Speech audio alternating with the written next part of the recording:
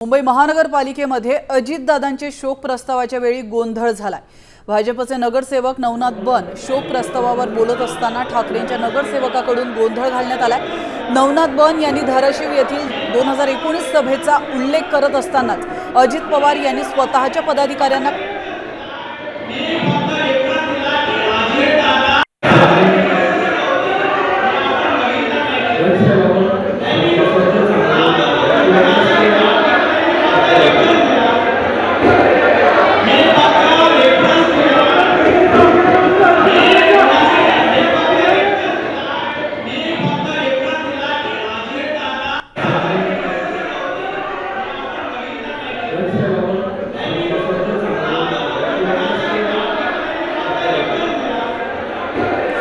याविषयी अधिक माहिती देण्यासाठी आपले प्रतिनिधी गिरीश कांबळे आपल्यासोबत जोडले गेलेले आहेत। गिरीश, बीएमसी मध्ये दादांच्या शोक प्रस्तावावेळी गोंधळ झालेला आहे, नेमकं काय घडलं या ठिकाणी?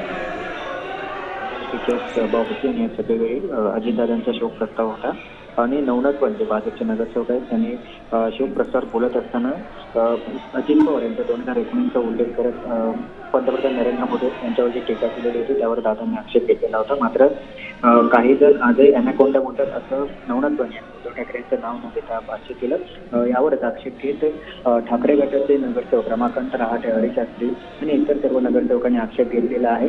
नवनाथ बन हे शोक प्रस्तावावर न बोलता राजकीय टीका करत असल्याचा आक्षेप घेत या ठिकाणी भाषण थांबवण्यासाठी मागणी केलेली होती आणि त्यानंतर मोठ्या प्रमाणात गोंधळ हा या ठिकाणी सभागृहात झालेला आहे आणि त्यामुळे भाजपचे नगरसेवक आणि ठाकरेंच्या शिवसेनेचे नगरसेवक यावेळी आमने सामने आले आणि मोठ्या प्रमाणात गोंधळ हा जाहीर सभेवेळी झालेला सध्या पाहायला मिळतो। नक्कीच, धन्यवाद गिरीश, तुम्ही दिलेल्या महत्त्वपूर्ण माहितीबद्दल।